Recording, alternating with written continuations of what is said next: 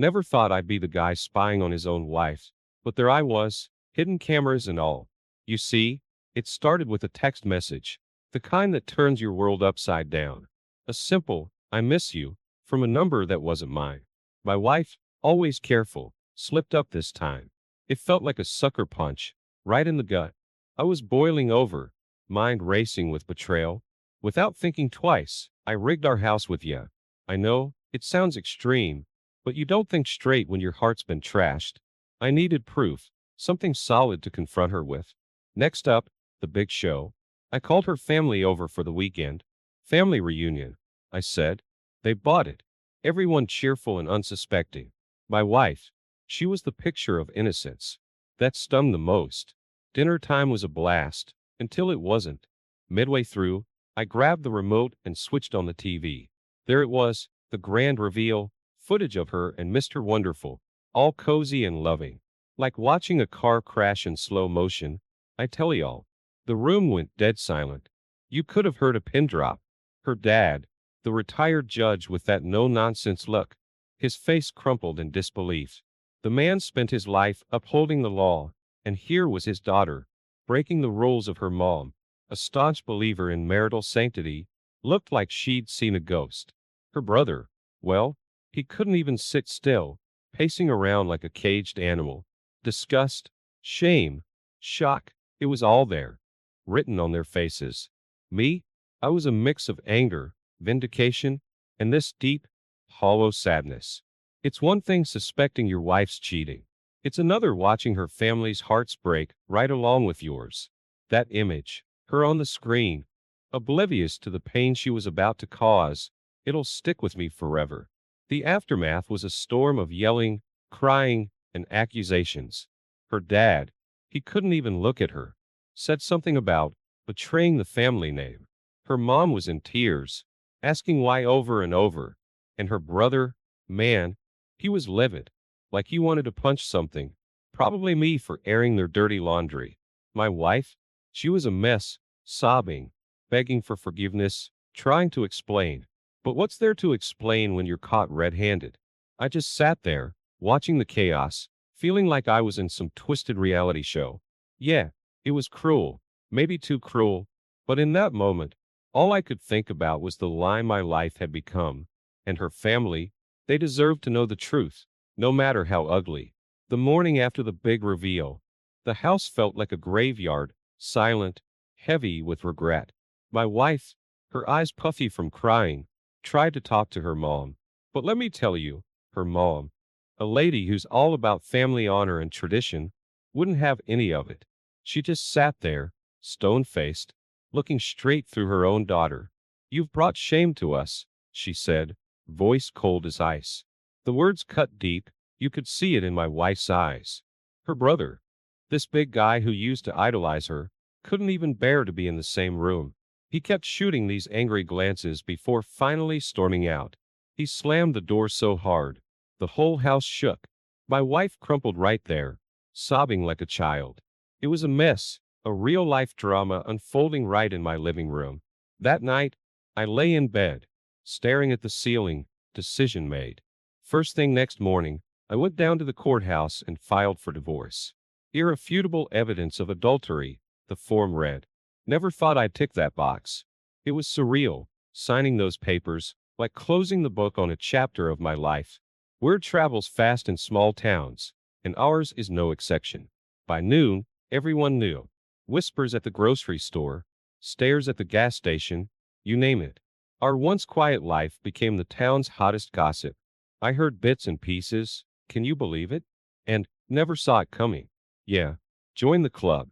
The real kicker came a few days later. I was picking up some stuff at the supermarket when I saw it go down.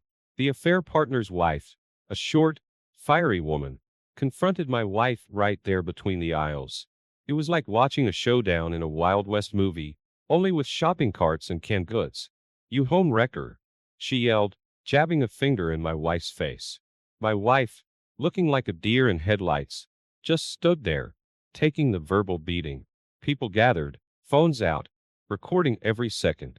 It was humiliating, sure, but part of me thought, well, what did you expect? After that, things just spiraled. My wife, once a respected member of the community, turned into this pariah. Friends avoided her. Neighbors whispered behind her back. She'd go out and come back looking more defeated each time. It was like watching someone get slowly erased, piece by piece. In the midst of all this, I found a strange kind of peace. Not happiness, mind you, but a sense of closure. It was over. The lies, the deceit, all of it. I was ready to start over, even if it meant rebuilding from scratch. But my wife, she was just beginning to face the consequences of her choices. And let me tell you, they were just starting to pile up. The day after the supermarket showdown, my phone started buzzing nonstop. Texts, calls, even emails. Everyone I knew was reaching out. Sorry to hear what happened, they'd say, or, if you need anything, just holler. It was like I joined some exclusive club of the wronged and pitted. Not a great feeling, but it's nice knowing people care. Meanwhile, my wife's world was unraveling faster than its sheep sweater. Turns out, her lover boy got canned from his job. Company policy, they said. No messing around with married folks. That's karma for you. Swift and brutal. But wait, it gets better. My wife lost her job too. The scandal, or so they called it, was bad for business. Imagine that. One day you're a respected professional, the next you're out on your ear because of who you're sleeping with. Her parents, who'd always been her rock, turned their backs on her. We can't condone what you've done, her dad said. Her mom just nodded, lips pressed in a thin line. I never thought they'd shut her out, but I guess everyone has their breaking point. The real gut punch came when I found a letter she'd written to him. I'm leaving my husband, it said. We can finally be together. That stung more than anything else. It wasn't just a fling. She was planning to bail on our entire life together. Funny how a piece of paper can hit harder than a right hook. So there I was, Mr. Popular with a phone full of sympathetic messages, and there she was, pretty much exiled from her own life. Her lover was jobless, her parents had disowned her, and her plans for a happy future with Mr. Wonderful were in tatters. It's a strange feeling, watching someone who was your world lose everything they have. Part of me felt vindicated, sure, but there was this other part, a quieter, sadder part, that just felt sorry for her. Not enough to take her back, but enough to wish things had gone differently. You know, they say that when one door closes, another opens. Well, in my case, it felt like a whole bunch of doors slammed shut. While for me, maybe a window cracked open somewhere. It was time to start picking up the pieces, for both of us. But for her, it was more like starting from scratch, with a whole lot of baggage to carry. The day I canceled our joint bank accounts and credit cards felt like severing the last tie that bound us. Sure, it left her financially high and dry, but at that point, I was past caring. I remember thinking, let's see how you manage without my money. Her situation went from bad to worse when her lover decided to patch things up with his wife. Can't say I was surprised. Guys like that, they're all about the thrill, not the aftermath. There she was, dumped by her affair partner, cut off by her family, jobless, and now, broke. She came to me after that, teary-eyed and desperate. Please, we can work this out, she begged. But I was done. I'd built a wall around my heart, and no amount of crying was going to bring it down. It was harsh, turning her away, but sometimes you've got to be cruel to be kind, right? Next thing I know, her car is being towed away. Missed payments. Another casualty of her new, unraveled life.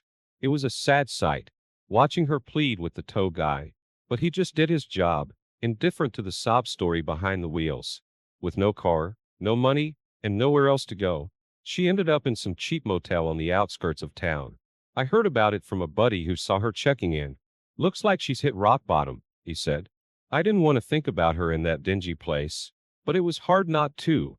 Every time I passed that motel, a part of me wanted to turn in, see if she was okay.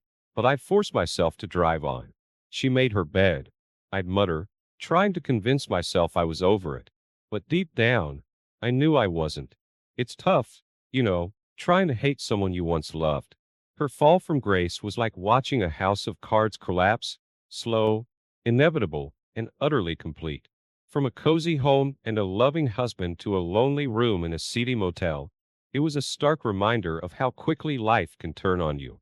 In those days, I'd lie awake at night, wrestling with a mix of emotions, anger, betrayal, pity, a messy cocktail that kept me tossing and turning. It's funny how life works. One minute you're planning your future, and the next, you're watching it all go up in flames. Her journey from the suburbs to that motel was more than just a change of address. It was a plunge into a reality she'd never known, a hard lesson about choices and consequences. And me? I was just trying to keep my head above water, navigating my new life without her. But even as I moved forward, part of me couldn't help but look back. Not out of love, maybe not even out of sympathy, but out of a simple, human concern for someone I once shared my life with. It's complicated, you know, entangling your feelings from the wreckage of a broken marriage. Hey everyone, I hope you're enjoying the video so far. If you do, please take a moment to hit that like button. It really helps me out and lets me know you appreciate the content. Also, if you haven't already, consider subscribing to the channel. Subscribing is a great way to stay updated with all the latest videos and to be part of our growing community. It's quick, it's free, and it ensures you won't miss out on any upcoming content. So go ahead, smash that like button and hit subscribe. Your support means a lot and keeps this channel going. Thanks for watching. Life's funny, you know? Just when you think you're down for the count, it throws you a lifeline. That's what happened with me in my job. Amidst all the personal chaos, my boss calls me in and bam, promotion, more responsibilities, better pay. It felt like a nod from the universe, saying, hey, you're gonna be all right. Meanwhile, my ex-wife's world kept shrinking. Her best friend, who'd been her confidant for years, finally had enough. I can't support what you did, she told her. And just like that, another pillar in my ex's life crumbled. It's one thing losing your husband and family, but losing your best friend? That's a whole other level of loneliness. I heard she tried to start some online business, selling handmade jewelry or something, but it tanked before it even got off the ground. Not for lack of trying, mind you. She poured her heart into it, but sometimes that's not enough. The world can be unforgiving like that. Then one day, a buddy of mine says he saw her at a fast food joint, hairnet and all, flipping burgers. The fall from a cozy office job to a greasy spoon. It's not something you see every day. It's not that there's anything wrong with honest work, but for her, it was like admitting defeat, you know? Around the same time, I started seeing someone new. She was the complete opposite of my ex, straightforward, no drama, just simple and kind. We met at a local book club.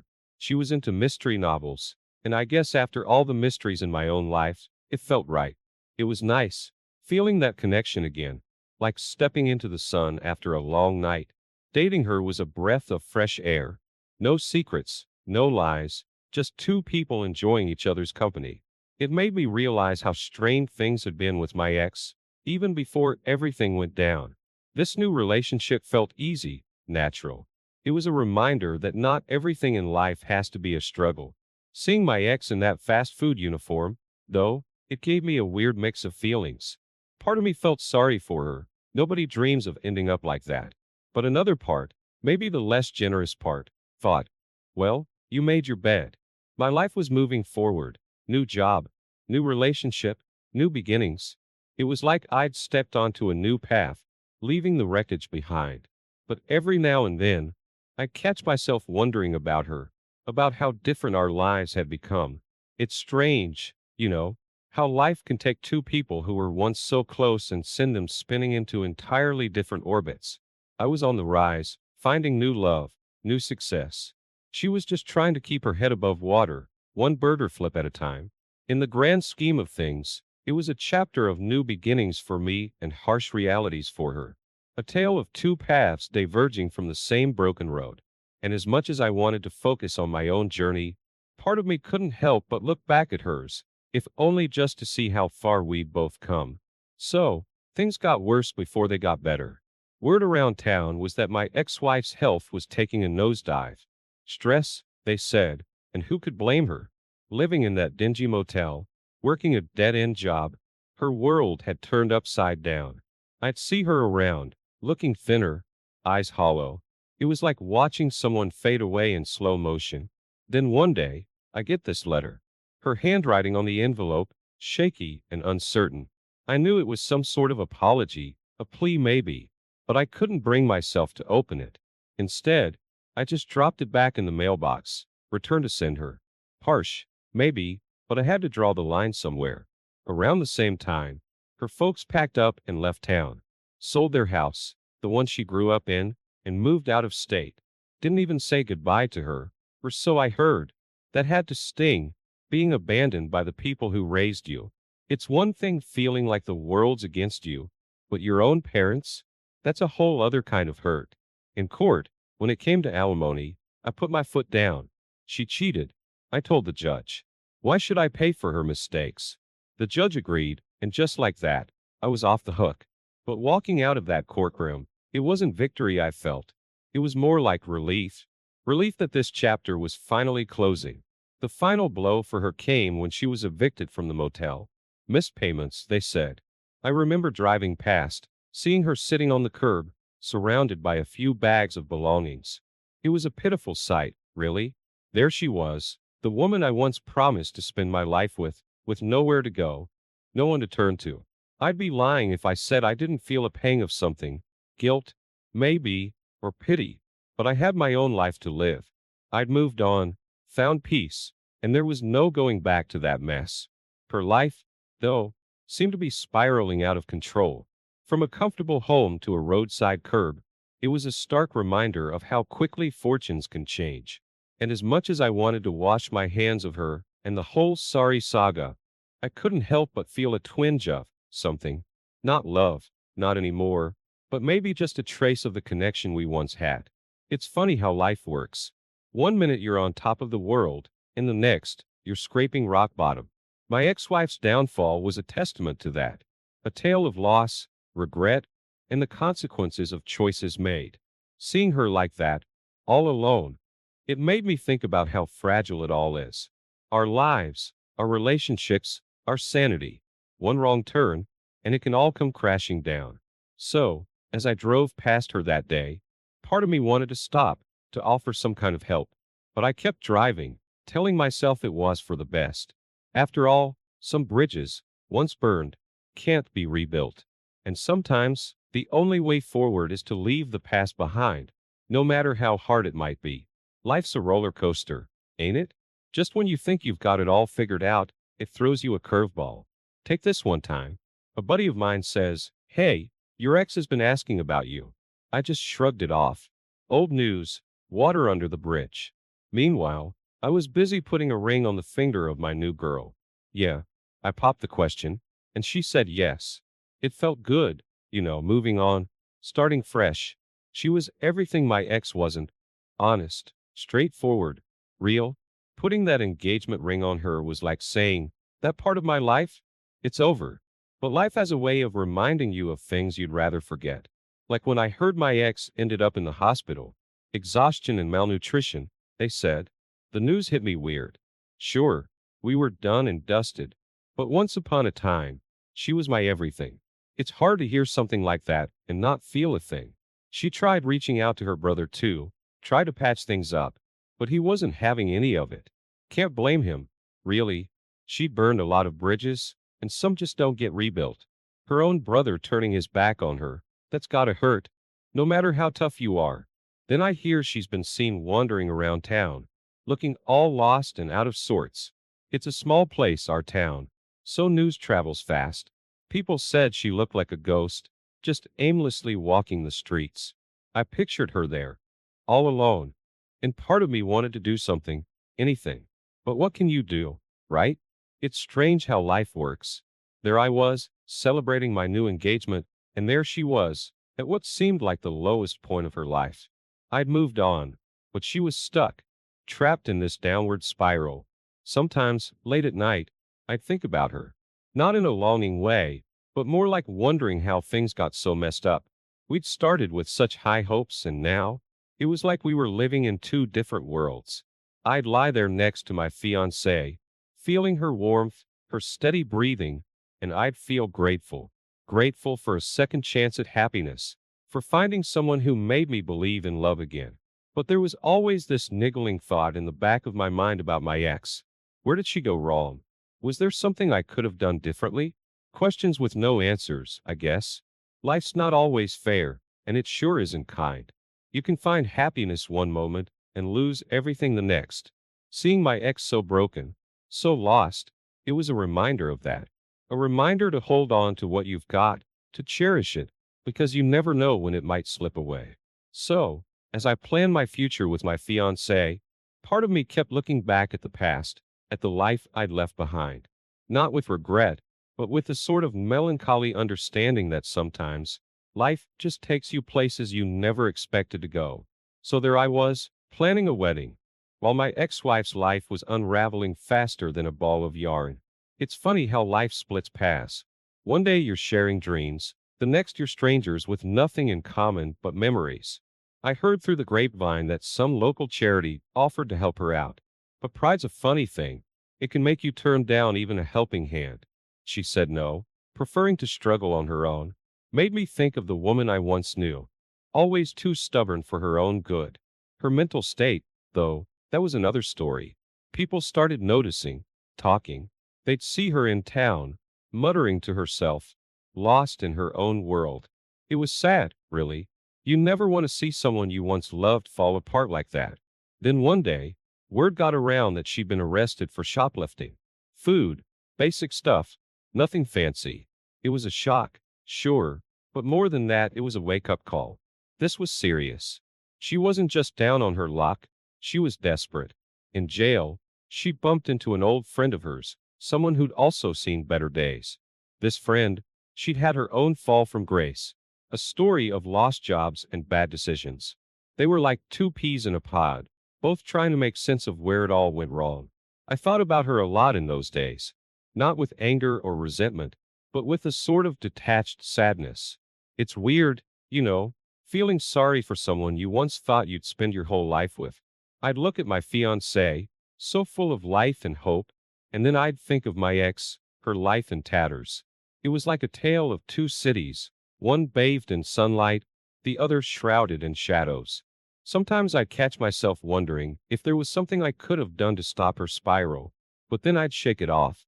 You can't save someone who doesn't want to be saved, can you?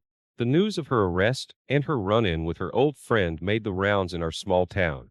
People talked, as they do, but the chatter had changed. It wasn't just gossip anymore. It was concern, pity even. I remember thinking about how quickly life can change. One bad decision, one wrong turn, and everything you've worked for can come crashing down. It's a humbling thought, makes you appreciate what you have. So, as I went about my day, picking out wedding invitations, tasting cakes, I couldn't help but spare a thought for my ex. Once part of my life, now just a shadowy figure on the periphery, a reminder of how unpredictable and harsh this world can be. Life's a journey, they say, full of ups and downs. My path was heading upwards, towards a new beginning, while hers seemed to be a never-ending descent. But in the end, we all walk our own roads, carrying our burdens, facing our demons. And sometimes, all you can do is hope that the road eventually leads you back into the light. The thing about hitting rock bottom is sometimes, just when you think things can't get any worse, life proves you wrong. That's what happened to my ex-wife.